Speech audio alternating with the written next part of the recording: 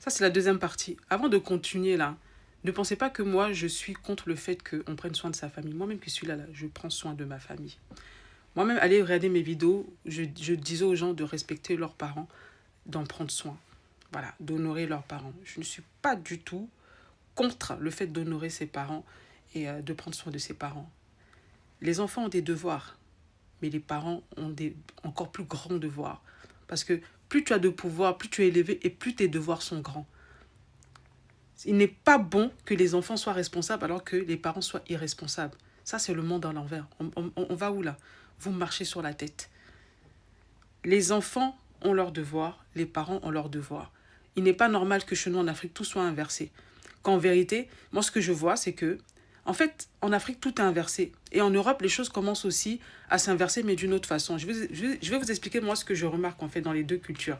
Parce que je vous parle de ce qui est bon chez les Européens, mais je ne vous ai pas parlé de ce qui est mauvais chez eux. Ce qui est mauvais chez eux, c'est que les enfants sont souvent des ingrats. Les enfants ne prennent pas soin de leurs parents. Leurs parents leur ont tout donné et quand ils arrivent à un âge où ils peuvent maintenant, où ils peuvent maintenant subvenir à leurs besoins, ils sont bien et que les parents commencent à décliner, qu'est-ce qu'ils font? Ils les abandonnent.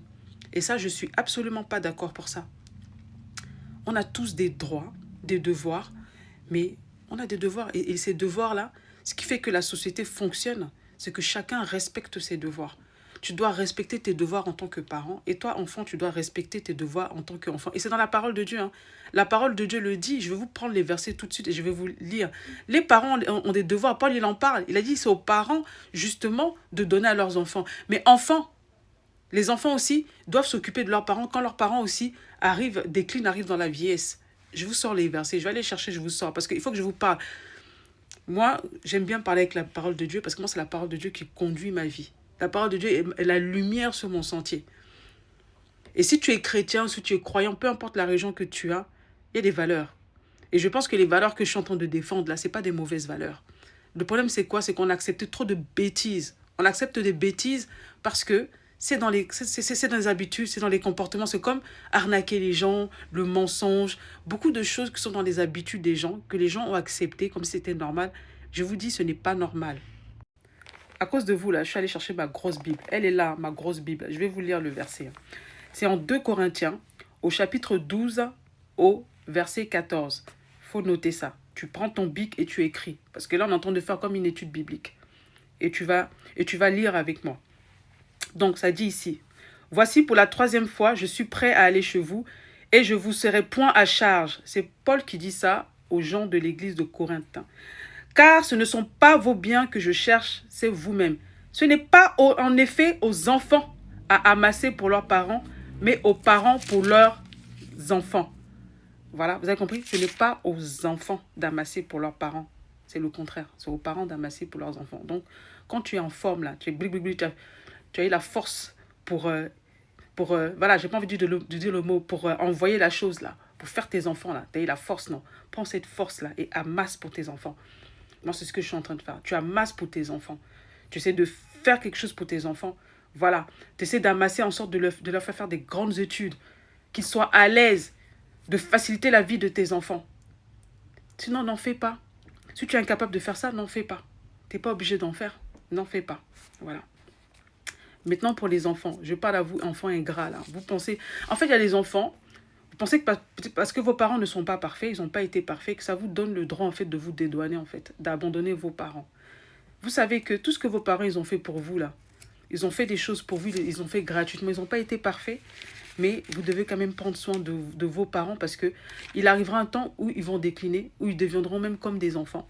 De la même façon que vous avez été fragile quand vous étiez enfant, vous avez besoin de soins. Ils auront besoin aussi de soins et vous devez aussi prendre soin d'eux. Parce que cela est agréable à Dieu. Et même si tu ne crois pas en Dieu, ce sont des valeurs qui sont valables. Parce que maintenant, de nos jours, comme les gens décident de refuser l'existence de Dieu, ils se donnent le droit d'agir comme des pourritures. Mais moi, je vais vous dire ce que dit, moi, la parole de Dieu à ce sujet-là. Je prends ce verset qui est dans Timothée. C'est en 1 Timothée, au chapitre 5, c'est au verset 4, qui dit ceci. Je lis, Si une veuve a des enfants ou des petits-enfants, qu'ils apprennent avant tout à exercer la piété envers leur propre famille et à rendre à leurs parents ce qu'ils ont reçu d'eux, car cela est agréable à Dieu. Ça veut dire que tu peux pas dire que tu es quelqu'un de pieux si tu abandonnes tes parents, en fait. Si tu abandonnes tes parents qui sont faibles, en fait. Ah oui, tu dois t'occuper de tes parents, surtout quand ils ont décliné. Ils sont occupés de toi. Ils t'ont donné des soins. Ils ont fait de toi la personne que tu es maintenant. Voilà. Tu dois t'occuper d'eux aussi quand ils vieillissent. C'est pas les enfermer dans des maisons de retraite et attendre qu'ils meurent pour prendre l'héritage. Parce qu'il y a beaucoup... Moi, je dis, hein, dans nos cultures, là, dans nos cultures, franchement, il y a des tares un peu partout. Mais je vais vous dire la vérité, les cultures vraiment où je trouve... On a beau parler de ces gens-là, on dit oui, ce sont des païens et tout ça. Mais je vous assure que les Asiatiques, à ce niveau-là, ils sont mieux que nous. Les enfants vraiment sont géniaux. Ils s'occupent de leurs parents.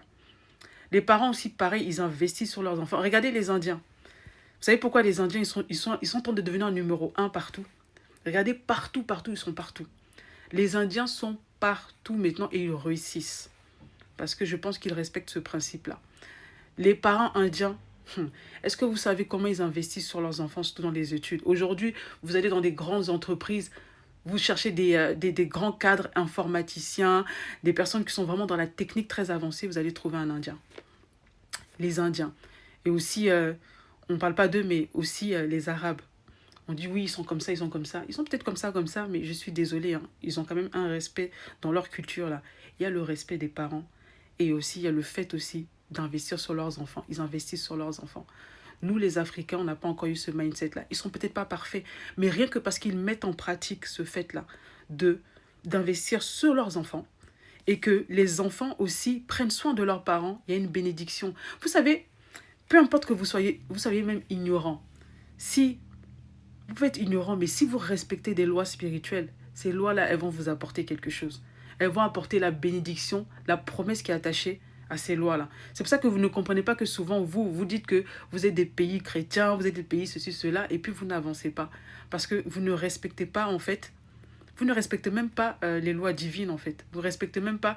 Il y a des gens, ils vont à l'église, mais ce sont eux qui maltraitent leurs enfants. Des gens qui vont à l'église et puis maltraitent les enfants des autres. Tu vas à l'église et puis c'est toi qui pratiques l'esclavage. C'est toi qui as une fille de maison chez toi, qui n'a jamais de vacances, qui dort par terre et tout ça. Vous allez à l'église, mais vous êtes méchants. Et moi, je dis ça, c'est souvent les Africains. Vous allez à l'église, mais vous êtes très méchants. Vous êtes méchants envers les membres de vos familles. Des maris qui sont vraiment des tortionnaires envers leurs femmes, envers leurs propres enfants. Et pourtant, vous vous asseyez à l'église. Comment tu veux que ça marche? Même si en apparence, tu as l'air de bien aller là. La malédiction, elle est là, c'est que ça ne va nulle part en fait. Vous voyez? Juste pour vous dire, parents africains, soyons vraiment bons. Commençons déjà à être bons déjà dans nos maisons envers nos propres enfants. Ayons de la vision pour nos enfants. Il y a un compte YouTube que je vais vous recommander. Je vais écrire. Hein. Allez suivre cette femme-là. Parce qu'elle va dire des choses qui vont vous énerver et tout, mais elle dit la vérité. Et moi, j'aime beaucoup cette femme, je la suis. Et je regarde souvent ses vidéos parce que moi, j'aime la vérité, quoi. Elle s'appelle Ange Prisca Deonzo. Elle est sur YouTube. Allez la suivre. Moi, j'aime les personnes comme ça qui ont la bonne mentalité. Et puis, il y a une autre aussi, là, que j'aime bien aussi. Moi, j'aime bien quand je vois mes sœurs noires qui ont une bonne mentalité. Voilà, qui ont une bonne mentalité. Il y a maman Seka aussi. Elle, c'est le côté spirituel. Voilà, maman Seka de la moisson. Allez suivre ces genres de comptes-là. Il y a aussi une Congolaise que j'aime bien, Lady Chiglam. Allez suivre aussi ce compte-là. Je veux que vous suivez des personnes, vous voyez, qui vont vous influencer dans le bien, qui vont influencer votre mindset pour que vous deveniez demain des personnes qui seront évoluées. Parce que vous aimez trop la bêtise. Vous aimez qu'on vous encourage dans la bêtise. Moi, sur ma chaîne-là, il n'y aura pas de bêtise. On n'est pas là pour danser, pour faire n'importe quoi. Sur ma chaîne ici, là, je veux vous influencer à la spiritualité. Que vous soyez des leaders dans le spirituel et des leaders aussi dans la vraie vie. Parce qu'il faut être équilibré. Autant qu'on doit être puissant en spiritualité, on doit aussi démontrer aussi cette puissance-là dans la vraie vie. Et ça commence déjà à l'origine. Si déjà, en tant que parent, tu détruis déjà la base de tes enfants et que tu n'apportes rien de bon à tes enfants, la génération à venir ne sera pas bien construite. C'est à nous déjà de nous construire. Lisez, formez-vous au travers des livres et d'encourager nos enfants aussi à lire, à se former, à faire de bonnes études et à réussir. C'est comme ça qu'on va avoir le respect. C'est pas en se plaignant, oui, les Blancs, ils ont fait ça. Non, le respect, là, ça s'arrache. Et montrer que vous êtes intelligent. C'est comme ça qu'on va vous respecter.